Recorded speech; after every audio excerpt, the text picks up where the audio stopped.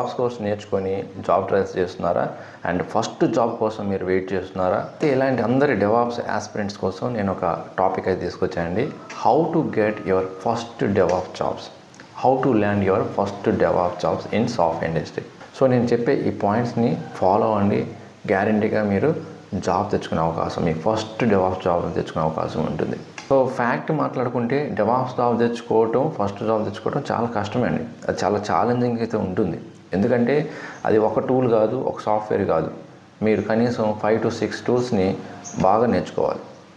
But మీరు proper అప్రోచ్తో కానీ వెళ్ళారంటే, ప్రాపర్ ప్లాన్తో కానీ ప్రిపేర్ అయ్యారంటే మీ ఫస్ట్ డెవాప్స్ జాబ్స్ చాలా ఈజీగా వస్తుంది. ఫస్ట్ స్టెప్ ఏంటంటే చాలా ఇంపార్టెంట్ అండి. ఇది ఫండమెంటల్కి సంబంధించిన కాన్సెప్ట్. అసలు ఈ డెవాప్స్ అంటే ఏంటి, అసలు ఎందుకు ఇది చేస్తారు, ఐటీ ఇండస్ట్రీలో ఈ డెవాప్స్ యొక్క మెయిన్ రోల్ ఏంటి, బాగా ఇన్డెప్త్గా అనాలిసిస్ చేయండి అండ్ స్టడీ చేయండి అండ్ మెయిన్ పాయింట్స్ రాసుకోండి అండ్ ఏం అండర్స్టాండ్ అయిందో మీరు అది నోట్ చేసుకోండి. ఫస్ట్ స్టెప్ చాలా క్రూషియల్. కొంత టైం తీసుకున్నా కూడా అసలు అది ఏ ఎన్విరాన్మెంట్లో ఎక్కువ యూజ్ చేస్తుంది, ఎందుకు యూజ్ చేస్తుందో తెలుసుకోండి. ఇది ఏం తెలియకుండానే చాలామంది అడ్వాన్స్ కాన్సెప్ట్స్ నేర్చుకుంటుంటారు. సో డెవాప్స్ అనేది it's all about combining the development and operations. సింపుల్గా చెప్పాలంటే ఒక అప్లికేషన్ ఆర్ సాఫ్ట్వేర్ని ఫాస్ట్గా, రిలయబుల్గా, ఎఫిషియెంట్గా మనం డిప్లాయ్ చేయడానికి, ఆటోమేటివ్ వేలో డిప్లాయ్ చేయడానికి మనం ఈ డెవాప్స్ అనేది, ఈ ప్రిన్సిపల్స్ అనేది ఫాలో అవుతుంటాం. DevOps is nothing but collaboration, automation and continuous improvement.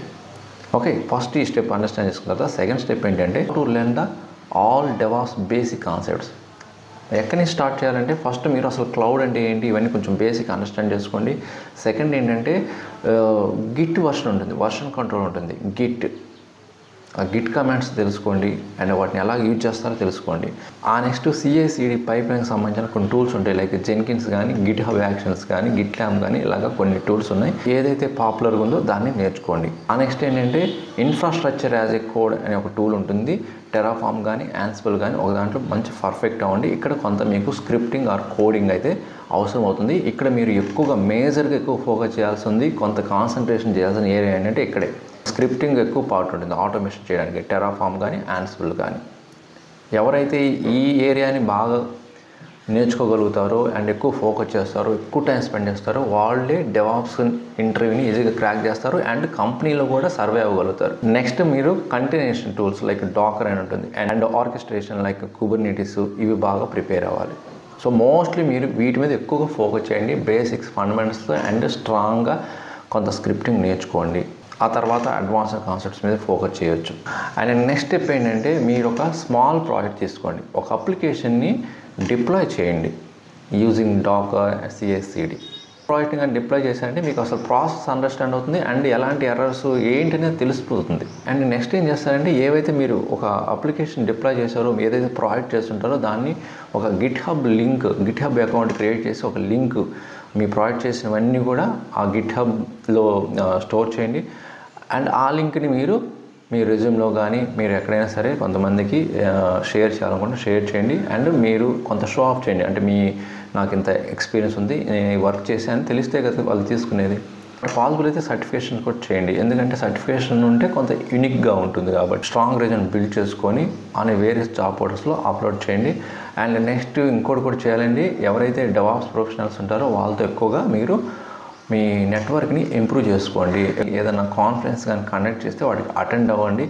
ఎందుకంటే చాలామంది మీ రిలవెంట్ ప్రొఫెషనల్స్ అందరూ అక్కడికి వస్తారు కాబట్టి మీటింగ్లోకి ఒకరికొకరు మీ ఐడియాస్ని, మీ వాల్యూస్ని, మీ ఇన్ఫర్మేషన్ ఎక్స్చేంజ్ చేసుకొని ఏదైనా జాబ్ ఆపర్చునిటీస్ ఉంటే అవకాశాలు ఎక్కువగా ఉంటాయి కాబట్టి. సో ఇలాగ మీరు కొంత నెట్వర్క్ని బిల్డ్ చేసుకుంటే మీ రిలవెంట్ స్కిల్ సెట్ మీద ఈజీగా జాబ్ రావడానికి అవకాశం ఉంటుంది. అండ్ ఫైనల్గా ఏంటంటే పేషెన్స్ అనేది చాలా ఇంపార్టెంట్ అండి డెవాప్స్కి, ఎందుకంటే కొంత కాంపిటీషన్ ఎక్కువగా ఉంది ప్రజెంట్. సో ఏదో ఒక 1 month 2 months ట్రై చేసి మీరంతా కష్టపడి మంచి స్కిల్స్ నేర్చుకొని ఇది కాల్స్ రావట్లేదనో లేకపోతే ఇంటర్వ్యూ క్రాక్ చేయట్లేదనో మాత్రం వెంటనే గివప్ చేయొద్దు. కొంత టైం తీసుకోండి, పేషెన్స్ ఉండండి. సో ఫైనల్గా ఒక పాయింట్ అండి, మీ డిటర్మినేషను, మీ పేషెన్స్, మీ కన్సిస్టెన్సీ మీ ఫస్ట్ జాబ్ ల్యాండ్ అవ్వడానికి అవకాశాలు ఎక్కువగా ఉంటాయి.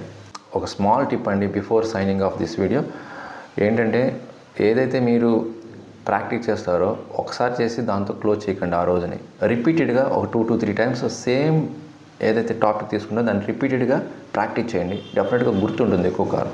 ఇన్ఫర్మేషన్ నచ్చితే లైక్ చేయండి, మీ ఫ్రెండ్స్కి కూడా షేర్ చేయండి. ఇంకొక మంచి యూస్ఫుల్ కంటెంట్ మళ్ళీ కలుద్దాం. Thank you very much.